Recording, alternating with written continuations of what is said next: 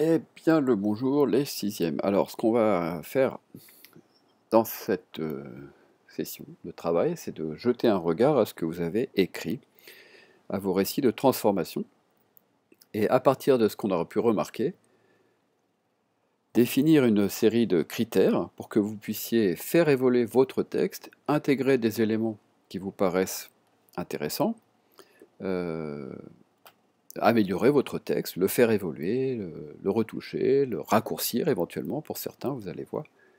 Mais avant de démarrer là-dedans, je vais vous montrer comment tout simplement je mets en forme du texte. Alors pour l'instant, je me suis tenté de, voyez, de copier-coller les différents textes que vous avez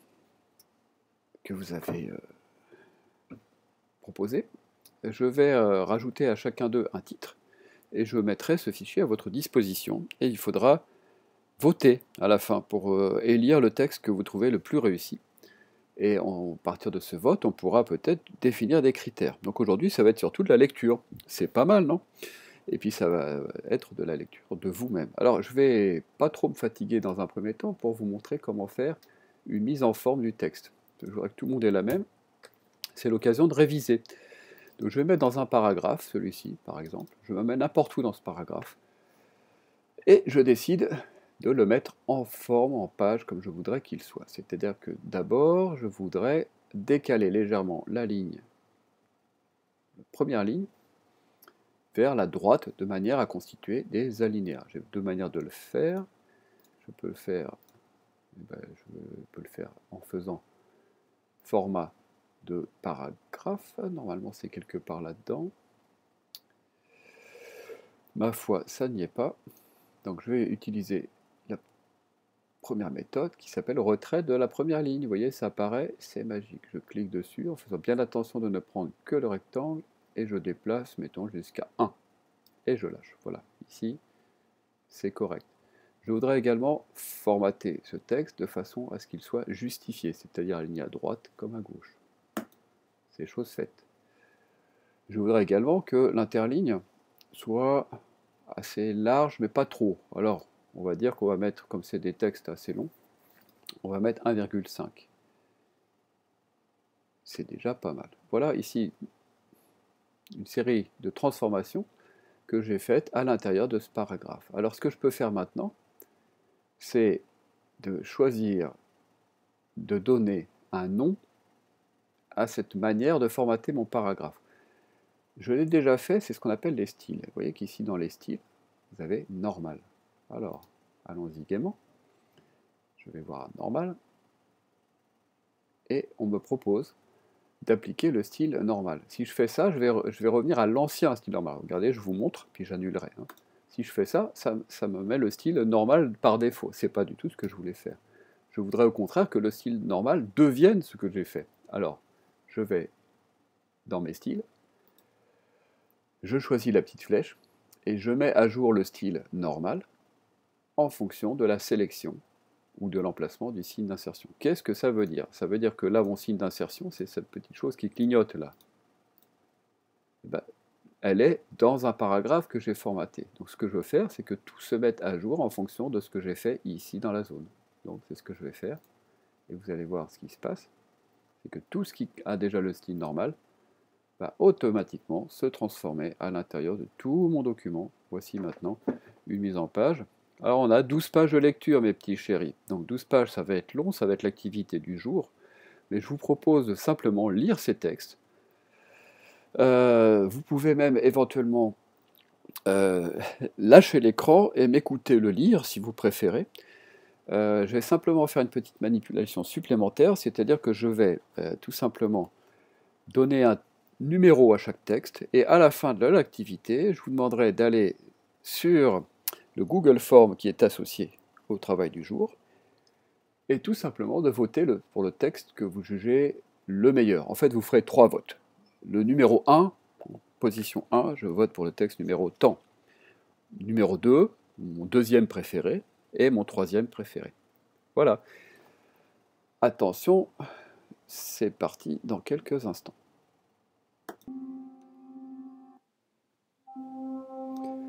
Alors pour vous mettre dans l'ambiance, j'ai mis une musique étrange en d'arrière-plan, qui est une musique d'un compositeur italien contemporain qui s'appelle Giacinto Scelsi et qui fait une musique un peu inquiétante, très étrange. Voilà, j'espère que ça vous mettra dans le bain. Texte 1. Oh non, le chat de ma voisine est coincé dans l'arbre. Je dois aider Madame Clémence, car elle est trop vieille pour monter dans l'arbre et récupérer son compagnon. Je décide donc de me transformer en faucon. Mais pour cela, je dois me concentrer. Pour cela, j'inspire par le nez et j'expire par la bouche. Ensuite, je sens des vibrations dans tout mon corps. Des griffes sortent de mes ongles, des plumes sortent de tout mon corps. À la place de ma bouche, un bec pointu apparaît. J'écarte les bras pour laisser mes ailes pousser. Je me sens libre comme un oiseau et je peux aller secourir le chat de Madame Clémence. Texte 2. J'ai bu le vin. Le goût était bizarre. Je pensais que c'était juste moi. Tout d'un coup, les écailles commençaient à devenir visibles sur ma peau. Ma tête gonflait en tête de serpent. Mon corps s'étire comme un ballon droit qui est en train de se gonfler. Je me suis regardé. J'étais l'hydre de Lerne, le terrible serpent qui ne peut jamais mourir. Allais-je rester comme ça pendant ma vie immortelle? J'essayais de demander à Circé de me transformer en humain. Mais tout ce qui sortait de ma bouche était un horrible et une odeur acide. J'avais envie de pleurer, et je savais que je ne pouvais pas. Texte 3. Je me transformais en un chat, parce que moi j'ai un chat chez moi. Et pourquoi je me transformais en chat? C'est parce que les chats, ils ne font rien toutes les journées. Ils se font toujours caresser par des gens, et que nous, on ne se fait jamais caresser par les gens. Ils dorment 24 heures sur 24. Et ils font des bêtises tout le temps. Il est monté tout le temps. Il monte tout le temps dans les lits. Texte 4. Je mesure 4 mètres. J'ai des tentacules plus grands qu'une pieuvre. Des dents pour manger plus facilement mes proies. Une carapace de tortue qui est aussi piquante qu'un cactus. Des cornes et 10 pattes pour marcher sur les murs. Texte 5. Je suis en train de marcher dans la rue. Et je sens quelque chose sur mes joues. Je sors un miroir de ma poche et regarde mon visage. Je regarde mes joues et je vois des dents pointues qui sont en train de pousser sur mes joues. Je fais quelques pas, mais j'entends quelque chose. J'arrête de marcher pour entendre mieux le son. Je regarde en haut et je vois mes cheveux se transformer en serpents. Je reste dans la rue sans bouger. Je ferme mes yeux et quand je les ouvre, c'est différent. Je peux voir mieux et plus loin, mais je vois plusieurs choses. Je regarde ma main et je vois des yeux.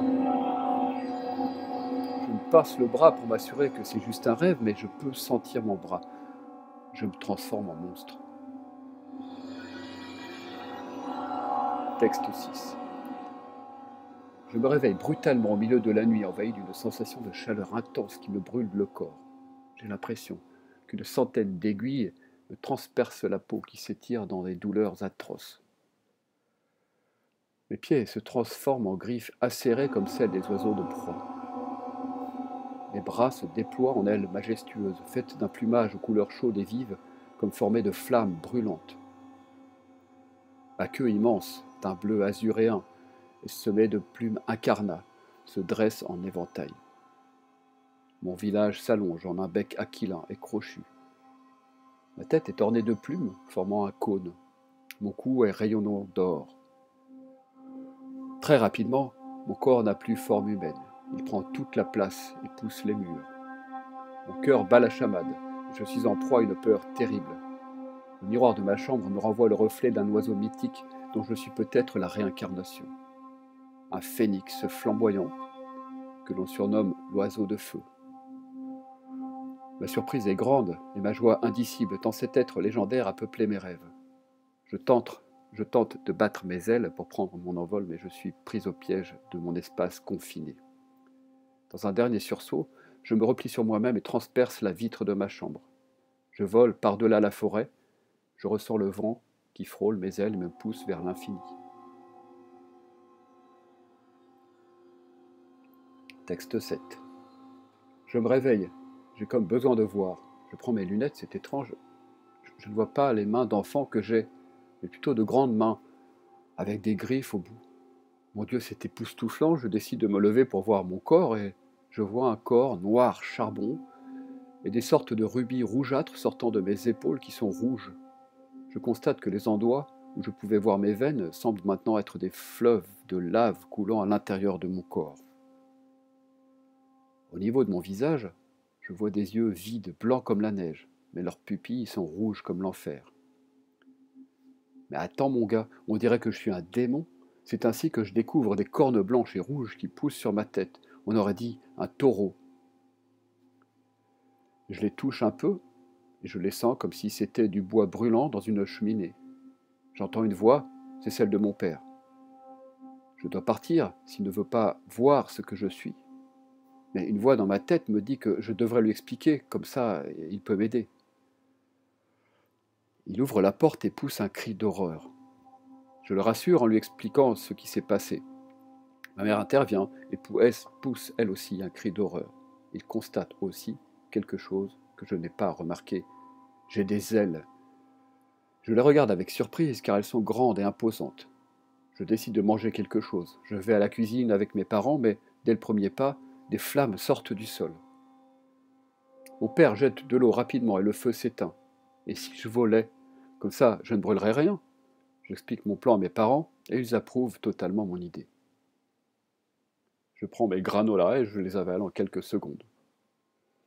J'aimerais tellement sortir, mais on ne peut pas à cause de cette maladie.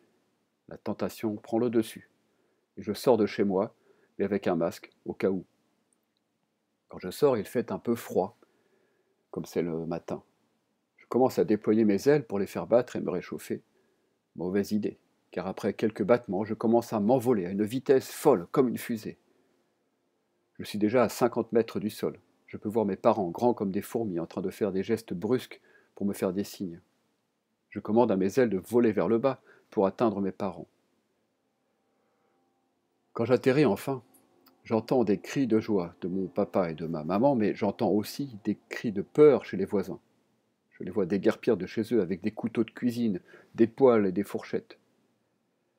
Je prends la fuite car je n'ai pas envie de leur faire du mal, même s'ils me veulent du mal. Ils me lancent des injures, mais je m'en fiche un peu, car c'est inutile. Je me pose sur une tour de 70 étages environ. C'est à ce moment que je vois des hélicoptères de guerre, des journalistes, que je n'aime pas trop, car ils mettent souvent la pression, et des policiers. En bas de la tour, il y a des alarmes qui sautent de partout, des chars de guerre sont là, et même l'artillerie thaïlandaise est prête à me tirer dessus. Tout à coup, j'entends des sons de pas qui viennent du bâtiment. Je peux entendre des conversations de personnes qui sont autour de moi, alors qu'ils sont à 200 mètres. C'est étrange, car j'entends très mal, c'est peut-être un autre de mes dons. Je commence à ouvrir mes ailes pour être imposant et pour les intimider. Ça marche bien, car les soldats poussent des hurlements.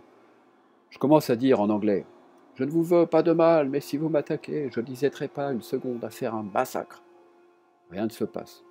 Il y a un silence, à part les sirènes des voitures de police et les hélices des hélicoptères. Un homme dans un des nombreux hélicoptères répond enfin « Qui êtes-vous » Un journaliste, comme par hasard. « Ça ne vous regarde pas » réponds-je. Un soldat crie pour lancer l'attaque contre moi. En quelques secondes, il tire des balles et des missiles. À ma grande surprise, je ne sens rien. Je sens juste comme si on me donnait à manger pour me sentir puissant. Je commence à rire comme un maniaque pour les surprendre. Je leur dis « Vous avez lancé l'offensive ? À mon tour, comme aux échecs. » Je m'envole et je commence à casser les hélices des hélicoptères. Comme ça, je ne les tue pas directement et ils souffrent plus. Je viens de me rendre compte que j'ai une force surhumaine. Les chars, les soldats et les avions commencent à me canarder, mais encore une fois, c'est inutile. Je continue mon massacre. Quand soudain, j'entends un cri amical. C'est des gens qui sont comme moi aussi. Un d'entre eux me crie: Tu es comme nous allons t'aider aussi. Ils nous ont aussi fait du mal. Ton attaque nous a emmenés vers toi, jusqu'à toi. Je réponds, je réponds en continuant mes attaques. Merci beaucoup, mais je crois qu'il faudrait plutôt partir avant que ça devienne pire. La situation est géniale, continuons comme ça, dit un de ses amis. Ça doit être un chef, car il a des marques spéciales. Il me dit: Tu sais que tu peux brûler des choses et que tu peux générer une explosion? J'essaie à l'instant même où il a terminé, et je vois une boule de feu qui se répand autour de moi, qui commence à faire brûler des bâtiments, qui brise des vitres, qui brûle des personnes. C'est un vrai carnage, mais c'est un plaisir de pouvoir être supérieur à des personnes qui semblaient auparavant très puissantes. Je termine par un souffle de feu qui détruit des bâtiments comme le souffle radioactif de Godzilla. Je pars en volant, sans destination. Je pense aussi que, comme je suis de feu, mon pouvoir serait plus puissant si j'étais dans un pays où il fait chaud, ou dans un pays avec des volcans pour faire des destructions massives avec de la lave. Je pense directement à l'Italie, car il y a des volcans très actifs, mais je pense aussi au Japon. Après y avoir réfléchi, je pars vers le Japon, mais comment savoir si c'est par là? Bon, on va dire que c'est normal. Quelques heures plus tard, j'arrive enfin au Japon. Les gens se mettent à crier et à filmer. Comme il y a beaucoup de soldats, ils commencent à me tirer dessus.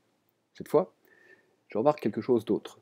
Ce n'est que l'armée d'un seul pays, mais de plusieurs pays. Je le sais grâce aux rafales que je vois foncer sur moi.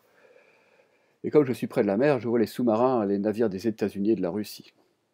Mes nouveaux amis qui m'ont suivi me disent qu'il faudrait que je vienne dans le ciel. Je les suis, et c'est alors que je vois une montagne volante dans le ciel, au-dessus des nuages, avec une ville médiévale.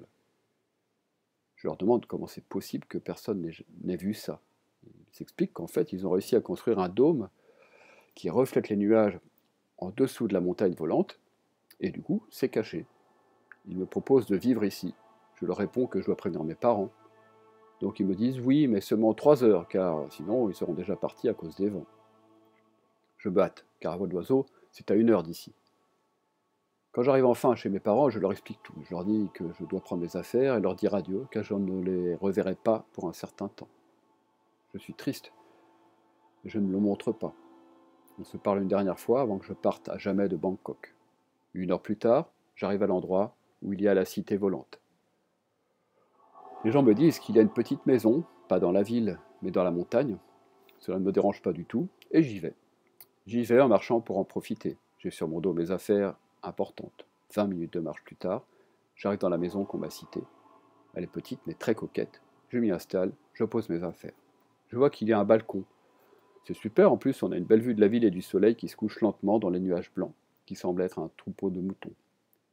Je m'assois sur une chaise et je reste sur le balcon pour voir le coucher de soleil. C'est pas si horrible que ça d'être un monstre. Fin du texte 7. Texte 8. Apollon nous jette un sort à cause de l'offense que nous lui avons faite, et nous asperge de plantes que je n'ai jamais vues auparavant. Je commence à sentir la peur monter en moi. Je ne sais pas ce qu'il va trouver pour nous punir de cette offense.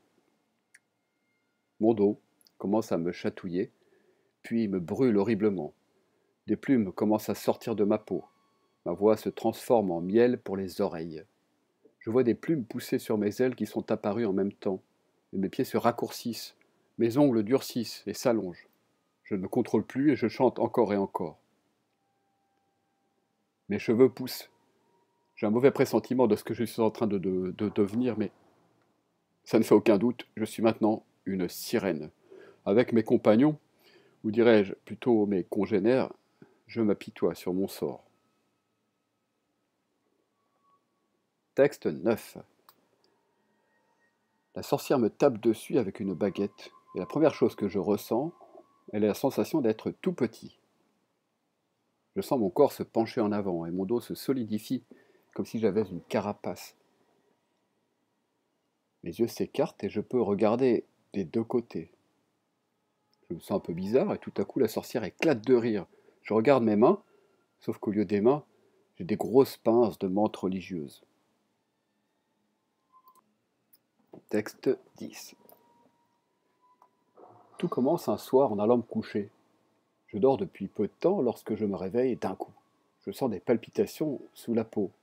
et m'aperçois que de longs poils sortent partout sur mon corps. De grandes oreilles et des dents immenses et tranchantes poussent sur ma tête et dans ma bouche. Mon nez se transforme en gueule de loup. Je suis terrifié. Je pense à aller voir mes parents dans leur chambre, mais je me dis que je vais les effrayer, et ils ne sauront pas que c'est moi, leur petit garçon. Alors, je sors et cours, mais je ne sais pas où aller. Les gardes de mon immeuble me voient et commencent à me courir après. Mais je cours beaucoup trop vite pour eux. Je me cache dans une poubelle et pense que je dois partir dans une forêt ou dans un endroit où il n'y a pas d'hommes.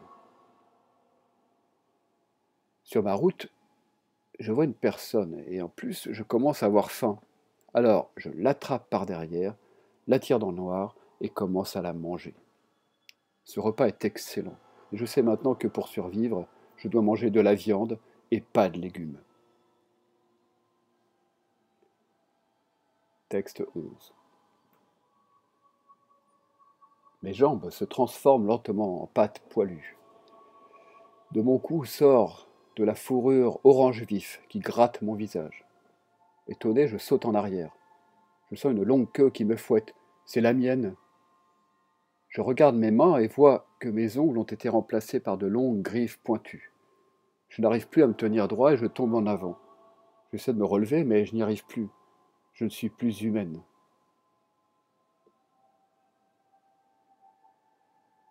Texte 12. D'un coup, les secousses de notre avion commencent à être de plus en plus fortes. Le commandant de bord passe une annonce. Mesdames et messieurs, comme vous pouvez le constater, notre avion a de fortes turbulences. Merci de regagner vos sièges et d'ajuster vos deux cintres. Bip. Je cours jusqu'à mon siège et je resserre ma ceinture au max. Boum! L'avion s'écrase et je suis projeté à l'extérieur. Je me réveille et je ne sais trop où. Une grande verdure m'entoure. J'entends les bruits des oiseaux qui m'entourent. Je me retourne et que vois-je? La plus grosse barracuda veleria de tous les temps. Cette plante, trouvée par Gérard Ducarnat, n'a été vue que 6 ou 7 fois en forêt Aokigahara. Et pourquoi serais-je arrivé ici? Mon avion devait normalement aller à Shanghai et pas à Tokyo. Pourquoi est-ce que je me retrouve nez à nez devant la plante la plus dangereuse au monde? Heureusement, je suis assez bonne en botanique. Alors, le secret, pour ne pas l'effrayer, est de ne pas bouger. J'attends, j'attends, j'attends. Je ne sais plus trop quoi faire. Ça doit faire 3 heures que je ne bouge pas. Mon corps s'épuise, il tombe, s'endort lourdement. Et des racines me soulèvent du sol et je sens une aiguille me traverser la peau pour venir percer ma chair et transpercer mes veines. Son venin n'est pas mortel, mais son pouvoir est grand. Je ressens un grand vent qui vient glacer mon sang, et mon corps se relève, doucement. La plante m'aide grâce à ses grandes racines. Petite attention au lecteur. Si vous avez bien lu ce texte, vous avez sans doute remarqué l'étrange nom de la forêt dans laquelle l'héroïne a été peut-être projetée. Eh bien, cette forêt existe vraiment. Allez rechercher sur Google et vous verrez que je ne mens pas. Aokigahara, la forêt au suicide. Texte 13. Ça y est, les 2h15 sont passées. Je m'inquiète terriblement. Je vais devenir quoi? Et puis, c'est là où, tout d'un coup, je vois mon visage dans le miroir devenir tout blanc. Mon nez s'agrandit comme celui du canard. J'ai l'impression qu'on me tire le visage pour le déformer. C'est une sensation inexplicable. J'ai les cheveux qui tombent au sol. Mes poils sur les bras deviennent des plumes. Je sens mes doigts de pied se réduire et puis disparaître pour devenir 3 gros doigts palmés. Je sens mes ongles gratter le sol, ou je devrais plutôt dire mes griffes gratter le sol. Je ne sens plus mes bras, mais depuis que j'ai des ailes, ma vue se déforme. Je vois maintenant tout autour de moi et je suis rassemblé avec d'autres canards. Seul mon cerveau n'a pas changé. Mais qu'est-ce que je dois faire? Texte 14. Je pars de l'école. Je vais directement à la librairie près de mon collège, car mes parents, pour la première fois depuis des années, m'ont donné de l'argent pour que je m'achète un livre. Arrivé chez le libraire, je fonce voir les biographies. Je cherche jusqu'à trouver ce que je souhaite. la biographie de Camille Denis, écrite par Camille Denis. J'adore cette actrice car elle joue superbement bien. J'aime tous les films dans lesquels elle a tourné. Je vais voir le vendeur et lui achète ce livre. Je sors de la librairie toute contente et je cherche des yeux un bon endroit pour lire tranquillement, car je suis trop impatiente pour attendre d'être à la maison. Je vois enfin un tunnel étroit à ma droite. J'y vais directement et sans me poser de questions. J'arrive dans le tunnel et je m'installe près de l'entrée pour avoir la lumière du soleil. Je lis d'une petite voix, car je n'aime pas lire dans ma tête. Le premier chapitre, puis le deuxième, puis le troisième, et ainsi de suite, jusqu'à arriver au 9e chapitre. Je me demande alors combien il y a de chapitres. Je regarde donc à la fin de la biographie pour voir s'il y a un sommaire. Je ne trouve rien, jusqu'à voir une petite note inscrite sur le livre. Je lis à haute voix le mot. Je suis le livre de tes pensées, un artefact bien nommé. Je te transforme quand je veux et où je veux, tant que tu lis cette note d'un ton glorieux. Je sens alors mon corps se changer petit à petit. Mes jambes commencent à me faire mal et grandissent lentement. Mes bras font de même et mon visage s'arrondit. Je sens mes cheveux s'allonger rapidement sur ma tête. Je vois ma peau devenir plus claire. Je sens mes vêtements se rétrécir à cause de ma nouvelle taille. J'entends mes chaussettes craquer dans mes chaussures, qui elles aussi sont sur le point de se casser. Sous mon étonnement, elles finissent par complètement se fissurer, et je les vois se remplacer par des talons. Je vois mon t-shirt bleu ciel et jaune se transformer en longue robe blanche à paillettes. Et sur ma tête apparaît un chapeau noir très chic. Je jette le livre loin de moi et regarde mes mains perplexes. Est-ce que c'est vraiment la biographie qui m'a fait ça? Non, c'est impossible. Mais comment alors? Il faut que je sache comment redevenir normal. Mais d'ailleurs, je suis quoi en ce moment? Je fouille dans mon sac jusqu'à retrouver mon téléphone. À ce moment, il commence à vibrer alors que personne n'est en train de m'appeler. Il vibre de plus en plus fort jusqu'à ce qu'une petite explosion se produise dans ma main. Je me cache les yeux, puis les rouvre juste après. Je vois mon téléphone plus grand et plus blanc.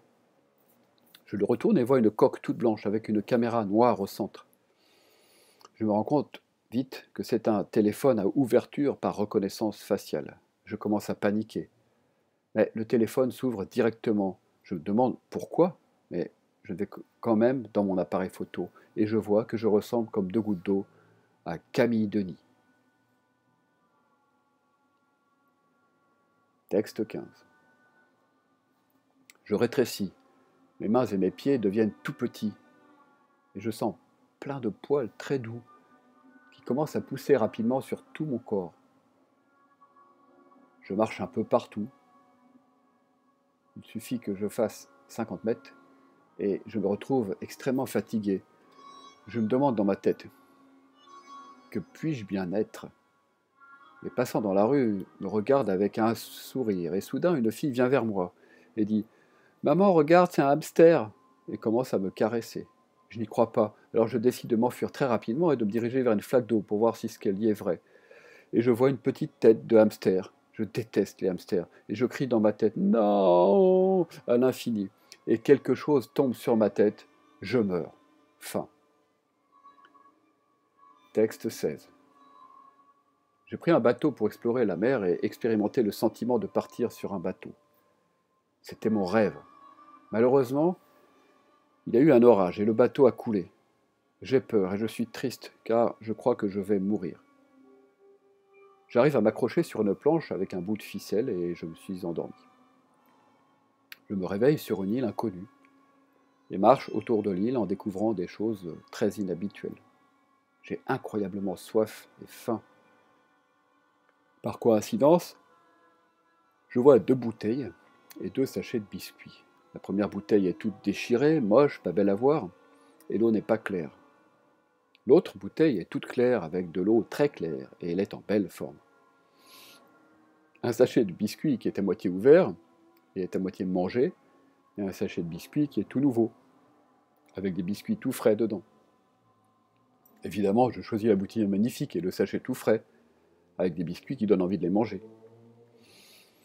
Je mange ces délicieuses gourmandises avec plaisir. Au bout de quelques minutes, je vois ma peau qui commence à devenir verte et jaune. Je ne m'aperçois pas que c'est réel. Je crois que c'est dans ma tête, mais dans moi j'ai peur. J'ai cette terreur insoutenable dans moi.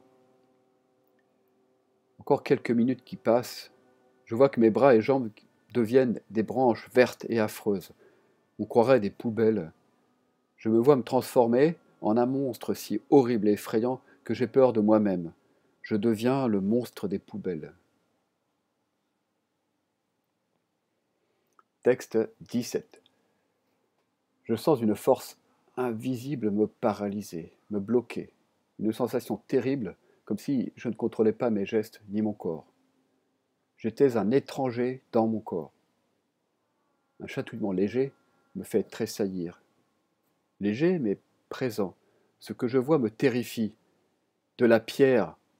Ma jambe s'est transformée en pierre. Je contracte mes muscles. J'essaie de bouger, mais n'y parviens pas.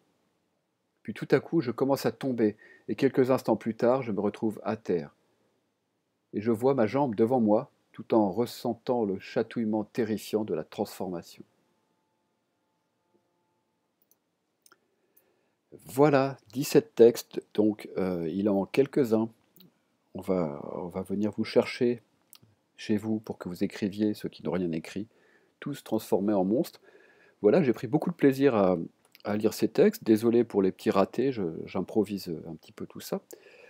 Je vous demande une chose très simple, après avoir écouté ces textes, c'est d'aller choisir, d'aller voter tout simplement pour celui que vous préférez. Et si vous pouvez expliquer pourquoi dans le commentaire, eh ben, ça sera intéressant. On verrait un petit peu ce qui fait la qualité d'un texte comme ceux que vous avez écrits. Peut-être définir quelques critères et à partir de là, retravailler ces textes et pourquoi pas en faire des interprétations avec musique, etc., etc. À très bientôt et bonne journée dans la chaleur naissante.